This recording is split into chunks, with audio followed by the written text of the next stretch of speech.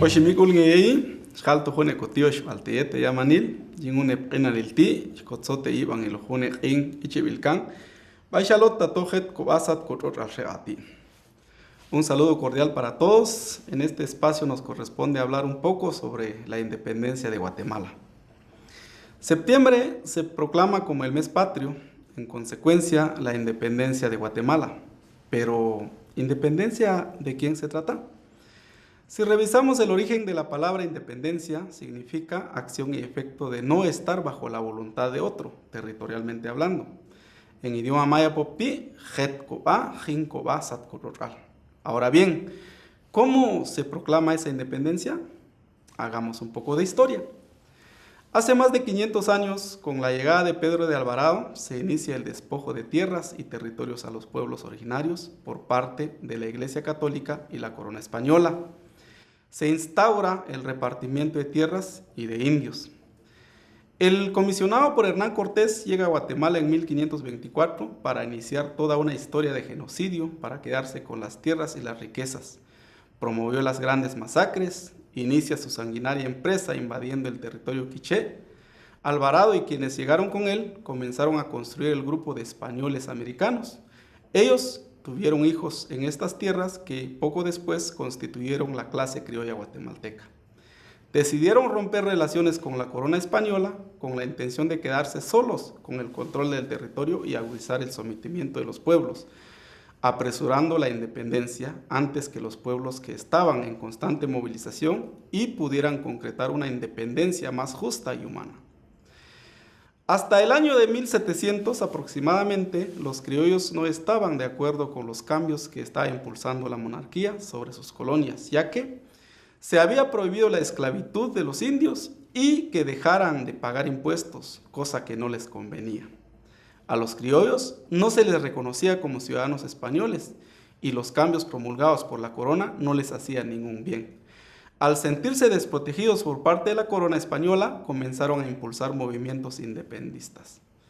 Asimismo, durante el periodo de 1700 hasta 1821 se dieron múltiples levantamientos de los pueblos, tales como el levantamiento de Atanasio Tzul y Lucas Aguilar en Totonicapán, quienes se opusieron a los grandes abusos que sufrían los pueblos. Además, se dio el movimiento emblemático dirigido por el sacerdote indígena Tomás Ruiz, donde se involucró Manuel Tot, líder jacchi, quienes fueron ejecutados por la Capitanía General al mando de José Bustamante y Guerra, porque estaban promoviendo una independencia que tomaría en cuenta a los pueblos.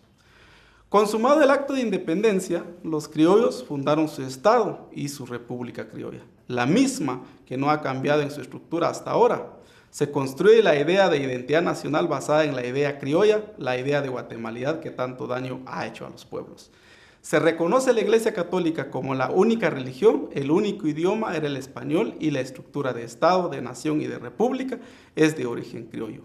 Comienza la relación latifundio y minifundio y se fortalece la pobreza de los pueblos originarios. Años después se comienzan a buscar otros elementos con nuevos valores de identidad, como los símbolos patrios, la bandera, el himno nacional, el quetzal, la ceiba, el escudo y otros, que siguen siendo símbolos criollos y que esconden la verdadera realidad del país que se sigue reproduciendo después de estos 200 años de falsa independencia o de más de 500 años de invasión. Los héroes y próceres de esa independencia son criollos y en su mayoría hombres. Las mujeres y los indios no fueron reconocidos ni considerados ciudadanos de ese estado naciente, caso que sigue hasta hoy en día. En ese contexto, ¿de qué libertad estamos hablando entonces, tomando en cuenta la realidad sociopolítica del país en la actualidad? ¿Y qué entendemos por libertad?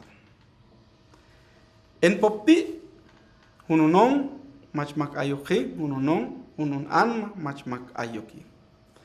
En estas circunstancias es evidente de quién es la libertad que se celebra. Son los mismos que se mantienen en el poder, los que tienen la facultad de hacer las leyes a su favor y tener el dominio sobre todas las instituciones. Crean las condiciones sociales, económicas y políticas a su conveniencia. Ahora bien, ¿cuál es el significado de esa independencia para los pueblos indígenas? Es una gran mentira, es un gran engaño que nos han hecho creer y que sigue reproduciendo el sistema educativo y los medios de comunicación. esclavitud y explotación de nuestros pueblos, maltrato, racismo y discriminación a nuestros pueblos, subdesarrollo, pobreza y muerte para nuestros pueblos, explotación y sin oportunidades de desarrollo pleno, genocidio de nuestros pueblos, educación y salud impertinente, desprecio, desvalorización de nuestros idiomas originarios, folclorización de nuestras culturas, falta de vivienda, migración, porque este país con su falsa independencia no nos brinda oportunidades de desarrollo pleno, violencia, represión y despojo de tierras. Esta serie de circunstancias adversas para los pueblos originarios se manifiestan en una serie de elementos culturales de la independencia como instrumento de dominación política. De acuerdo a la historia previamente narrada, podemos confirmar que la religión, el sistema educativo, el sistema de administración del Estado siguen teniendo los mismos enfoques de dominio y engaño, solo que en contextos diferentes. Entonces, ¿por qué seguir celebrándola? Realmente, como pueblos indígenas no tenemos nada que celebrar. Desafortunadamente, desde niños el sistema educativo está diseñado para que recitemos lo que a ellos les conviene, porque no nos enseñan la verdadera historia. Esta independencia solo sirvió para que los criollos se desligaran de la corona española, para esclavizar y explotar a los pueblos indígenas y a las mujeres, acumular riquezas para ellos y convertirse en los oligarcas y burgueses de nuestro país. No se debe celebrar porque en esta fecha se consolidó la usurpación, el despojo, el robo de nuestra tierra y territorio, de nuestra identidad que ya había comenzado con el repartimiento y la encomienda. Nos convirtieron en trabajadores explotados y mano de obra barata, serviles de los ricos y burgueses. Y para robar más tierras promovieron genocidio, etnocidio, epistemicidio y tierricidio. Finalmente, cada 15 de septiembre debería ser el espacio y tiempo para pensar y reflexionar y construir rutas posibles para refundar el país, la nación y el Estado de Guatemala. Buscar el camino para construir un espacio donde quepamos todos. Un nuevo país, un nuevo Estado de las naciones, un nuevo Estado debe tener como objetivo la devolución de las tierras y territorios que les han ido quitando a los pueblos desde hace muchos años. Un nuevo Estado debe reconocer la autonomía y en algunos casos la libre determinación de los pueblos.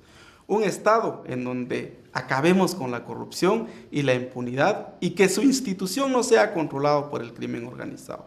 No hay motivo para celebrar. Es más, debe ser un espacio para protestar, para manifestar y para unir esfuerzos para construir la verdadera y la única independencia.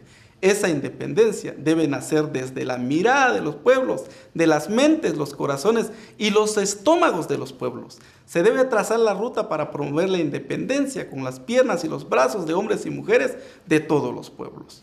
Una verdadera independencia en Guatemala debe ser propiciada por la voluntad política de los gobiernos para combatir todos los males que aquejan a la sociedad.